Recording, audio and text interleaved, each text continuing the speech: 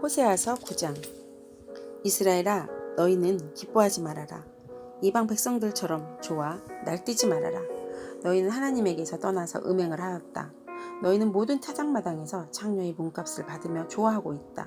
그러나 타작마당에서는 먹거리가 나오지 않고 포도주 틀에서는 새 포도주가 나지 않을 것이다. 에브라임이 주님이 땅에서 살 수 없게 되어 다시 이집트로 돌아가고 아시리아로 되돌아가서 부정한 음식을 먹을 것이다. 이방 땅에서는 주님께 포도주를 제물로 부어드릴 수 없고 그들이 바치는 제물이 주님을 기쁘게 해드릴 수 없을 것이다. 그들이 먹는 것은 초상집에서 먹는 음식과 같아서 그것을 먹는 사람들마다 부정을 타게 될 것이다. 그들이 먹는 것은 허기진 배나 채울 수 없을 뿐 주님께서 계신 집으로 가져가다가 바칠 것은 못 된다. 절기가 오고 주님께 영광을 돌릴 잔칫날이 돌아와도 무엇을 제물로 드릴 수 있겠느냐? 재난이 닥쳐와서 백성들이 흩어지는 날 이집트가 그 피난민을 받아들여도 끝내 멤피스 땅에 묻히는 신세가 되고 말 것이다. 가지고 간 귀중한 금은 보화가 잡초 속에 묻히고 살던 곳은 가시덤불로 덮일 것이다. 이스라엘은 알아라.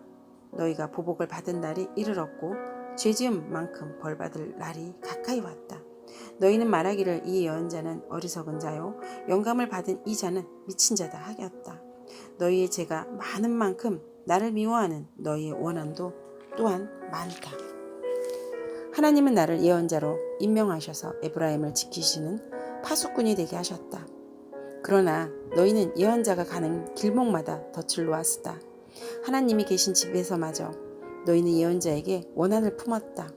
기부와 사건이 터진 그때 못지않게 이 백성이 더러운 일을 계속한다. 주님께서 이 백성의 죄악을 기억하시고 그릇된 행실을 다 벌하실 것이다. 내가 이스라엘을 처음 만났을 때 광야에서 만난 포도송이 같았다.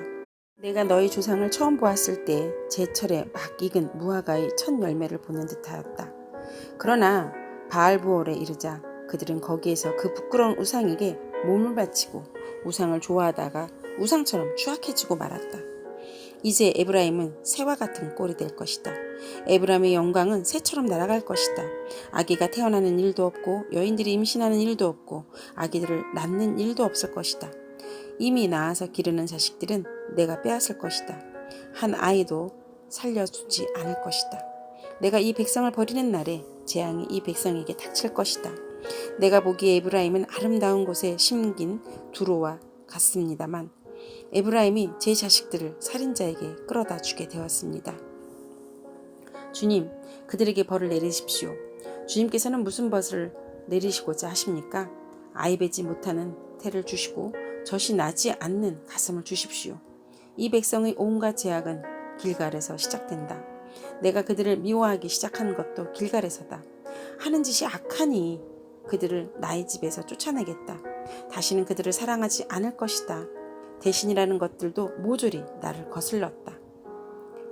에브라임은 그 밑동에 찍혀서 뿌리가 말라버렸으니 열매를 맺지 못할 것이다. 그들이 자식을 낳는다 하여도 그들이 낳은 귀여운 자식들을 내가 죽게 할 것이다. 백성이 하나님의 말씀을 듣지 않으니 나의 하나님의 백성을 버리실 것이다. 그 백성은 만민 사이에서 떠도는 신세가 될 것이다. 호세아서 10장. 이스라엘은 열매가 무성한 포도넝쿨, 열매가 많이 맺힐 수 있도록 제단도 많이 만들고 토지의 수확이 많아질수록 돌기둥도 많이 깎아 세운다. 그들의 마음이 거짓으로 가득 찼으니 이제는 그들의 죄값을 받는다. 하나님이 그들의 제단들을 파괴시키고 돌기둥들을 부수실 것이다. 우리가 주님 두려운 줄 모르고 살다가 임금도 못 모시게 되었지만 이제 임금이 있은들 무엇에다가 쓰랴 하며 한탄할 날이 올 것이다. 그들은 빈 약속이나 일삼고 거짓 맹세나 하며 쓸모없는 언약이나 맺는다. 그러므로 밭 일왕에 도단한 독초처럼 불의가 퍼진다. 사마리아 주민은 벳 아웬의 금송아지를 잃고 두려워하고 그 우상을 잃고 슬퍼할 것이다.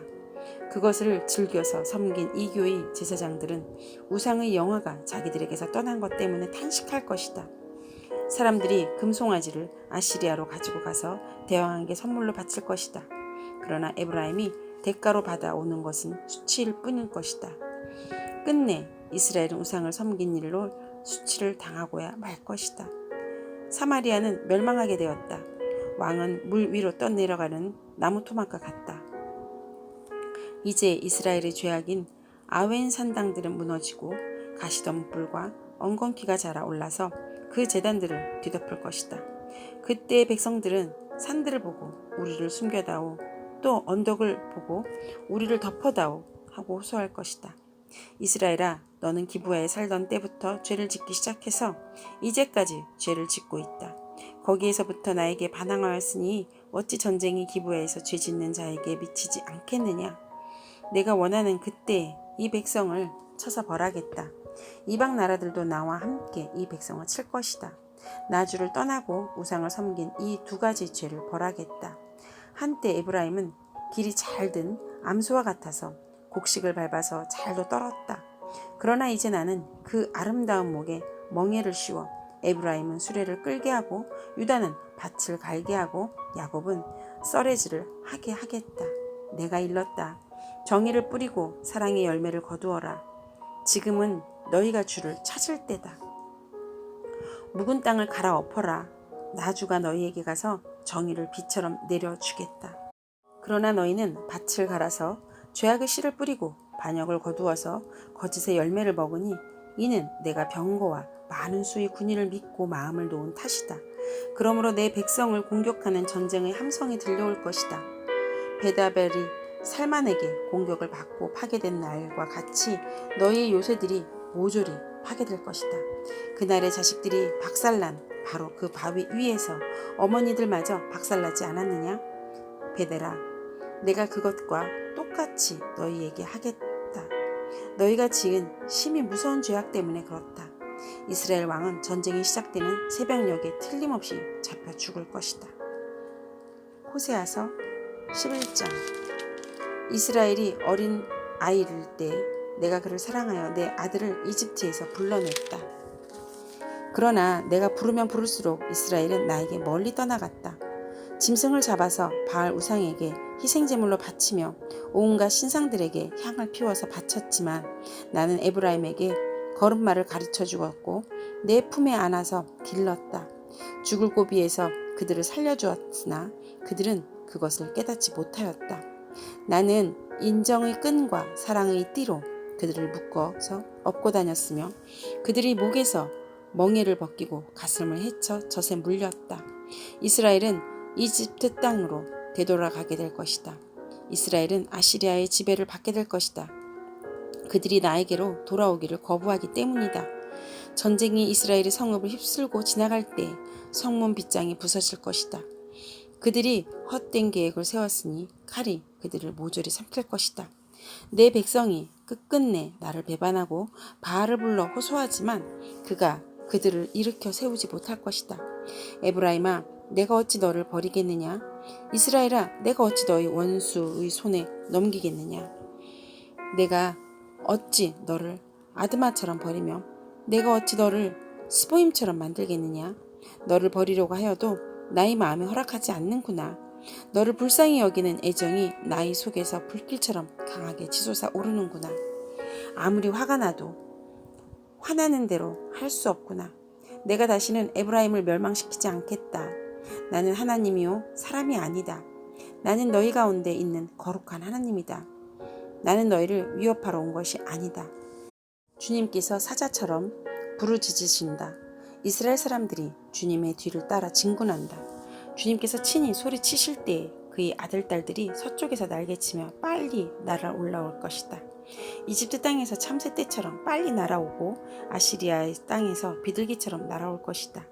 내가 끝내 그들을 고향집으로 돌아오게 하겠다. 나 주의 말이다. 에브라임은 거짓말로 나를 애워싸며 이스라엘 가문은 온갖 음모로 나를 옥죄고 있다. 유다 족속도 신실하고 거룩하신 하나님을 거역하고 있다. 아멘.